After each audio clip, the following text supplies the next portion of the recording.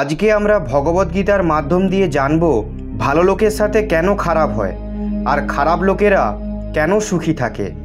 আমরা যতই সৎকর্ম করি, ভগবানের পূজা অর্চনা করি, ভক্তি করি, তাও কেন আমাদের নানা সমস্যার সম্মুখীন হতে হয়। আর কিছু লোক অসৎকর্ম করেও সুখের জীবনযাপন করে, সৎকর্ম করেও কেন আমাদের বারবার পরীক্ষা দিতে হয়। আর অসৎকর্ম করা লোকেরা কেন জীবনে আনন্দ লাভ করে। এই প্রশ্নগুলো সবসময় আমাদের মনে আসে। আজ আমরা ভগবদ্গীতার মাধ্যমে শ্রীকৃষ্ণ অর্জুনকে কী জ্ঞান দিয়েছিলেন তা জানব।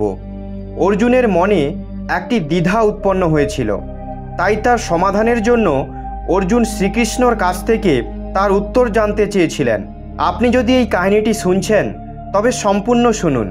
এই কাহিনীটি অর্ধ অসম্পূর্ণ দেখে ভুল করবেন না, তাই সম্পূর্ণ শুনুন। এরকমই একদিন অর্জুন তার মনের দ্বিধা শ্রীকৃষ্ণকে জিজ্ঞাসা করছিলেন, আমি এটা জানতে চাই ভালো লোকেদের সাথে কেন সব সময় খারাপ হয়, অসৎ কর্ম করে যারা তারা কেন জীবনে আনন্দ করে, এরকম কেন হয়। এর উত্তরে শ্রীকৃষ্ণ বললেন, মানুষরা তার অজ্ঞানতার কারণে সত্যিটা দেখতে পায় না। আমরা যা ভাবি, যা অনুভব করি সেরকম হয় না। অর্জুন ভগবান শ্রীকৃষ্ণের কথা বুঝতে পারলেন না, তাই শ্রীকৃষ্ণ বললেন, হে পার্থ, আমি তোমাকে একটি কাহিনী শোনাচ্ছি, যেখান থেকে তুমি জানতে পারবে যে সবাই তার কর্মফল অনুযায়ী সুখ দুঃখ ভোগ করে থাকে। প্রকৃতি আমাদের নিজেদের পথ বেছে নেওয়ার সুযোগ দেয়, কিন্তু এটা আমাদের ওপর নির্ভর করে যে আমরা ধর্মের পথে থাকব নাকি অধর্মের পথে। শ্রীকৃষ্ণ কাহিনী শুনিয়ে বললেন যে একটি নগরে দুটি প্রতিবেশী ছিল। একটি কৃষণ যে ধার্মিক ছিল, সে ভগবানের পুজো পাঠ করত, প্রতিদিন মন্দিরে যেত, দান ধ্যান করত।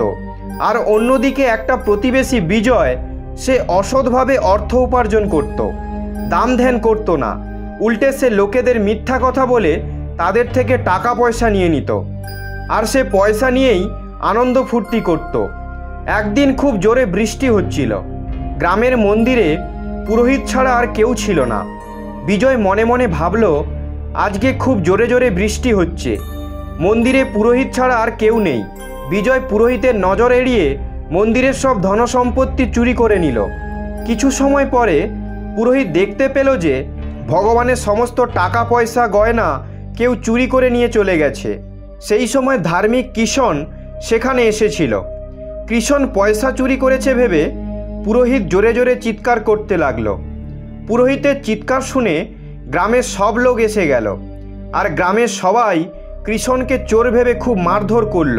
সে সেখান থেকে পালিয়ে আসতে সার্থক হলো, কিন্তু তার দুর্ভাগ্য তার পিছন ছাড়ল না। লোকেদের থেকে পালিয়ে দৌড়ে আসতে আসতে সে হঠাৎ একটি গাড়ির সামনে ধাক্কা খেয়ে গেল, আর সে খুব আঘাত পেল। সে ওই অবস্থাতেই ঘরের দিকে যেতে লাগলো। রাস্তায় যেতে যেতে তার মন্দিরে টাকা পয়সা চুরি করা বিজয়ের সাথে দেখা হলো। সে কৃষণকে বলল, আজ আমার দিন খুব ভালো, আমি অনেক টাকা পয়সা গহনা পেয়েছি। কৃষণ তার কথা শুনে বুঝতে পারল যে টাকা পয়সা ওই চুরি করেছে, কিন্তু সবাই আমাকে চোর ভাবছে। সে ঘরে এসে রেগে গিয়ে ভগবানের সব ছবি মূর্তি বাইরে ফেলে দিল। কিছু বছর পর দুজনেরই মৃত্যু হয়ে গেল। মৃত্যুর পর দুজনকেই যমরাজের সামনে উপস্থিত করা হলো। কৃষণ বিজয়কে দেখে খুব রেগে গেল। কৃষণকে রাগান্বিত দেখে যমরাজ জিজ্ঞাসা করলেন, বলো কি হয়েছে। কৃষণ বলল, আমি জীবনে সব সময় সৎকর্ম করেছি, পুজো ও দান ধ্যান করেছি, তাও আমার ওপর চুরির দোষ এবং দুঃখ কষ্ট পেয়েছি। আর বিজয় মন্দিরে টাকা পয়সা চুরি করেও তার জীবন সুন্দর সুখের হয়ে গেল। এরকম ভেদাভেদ কেন হয়? যমরাজ বললেন, তুমি ভুল বুঝছো। যেদিন তোমার গাড়ির সাথে ধাক্কা লেগেছিল সেদিন তোমার জীবনের শেষ দিন ছিল। যেহেতু তুমি সৎকর্ম করেছিলে তাই তুমি বেঁচে গিয়েছ। যমরাজ বললেন, তুমি জানো না যে বিজয়ের ভাগ্যে রাজযোগ ছিল, কিন্তু সে সারা জীবন অসৎকর্ম করেছে, চুরি করেছে, তাই রাজযোগের বদলে কিছু চুরি করা টাকা পয়সা শুধু ভোগ করেছে। শ্রীকৃষ্ণ অর্জুনকে বললেন, পার্থ, তুমি তোমার প্রশ্নের উত্তর পেয়েছ। কখনো ভেবো না ভগবান তোমার কর্ম লক্ষ্য করছেন। ভগবান কখন কি দেবেন তা কেউ বুঝতে পারবে না। মানুষ সৎকর্ম করলে ভগবানের কৃপা তার উপর অবশ্যই থাকবে। তাই সবসময় সৎকর্ম করুন, কারণ সেই সব কর্মের ফল আপনাকে এই জীবনেই ভোগ করতে হবে। আপনার দ্বারা হওয়া কর্ম কখনো বৃথা যায় না, সে সৎকর্ম হোক বা অসৎকর্ম। আপনি যদি আপনার জীবনকে সুখময় করতে চান তাহলে অবশ্যই কমেন্টে জয় শ্রীকৃষ্ণ লিখুন। আপনাদের যদি এই ভিডিওটি ভালো লেগে থাকে তাহলে ভিডিওটি লাইক করে চ্যানেলটি সাবস্ক্রাইব করে দিন। ভক্তি করে বলুন জয় শ্রীকৃষ্ণের জয়। দেখা হচ্ছে পরবর্তী ভিডিওতে। আপনারা সবাই ভালো থাকবেন। ধন্যবাদ।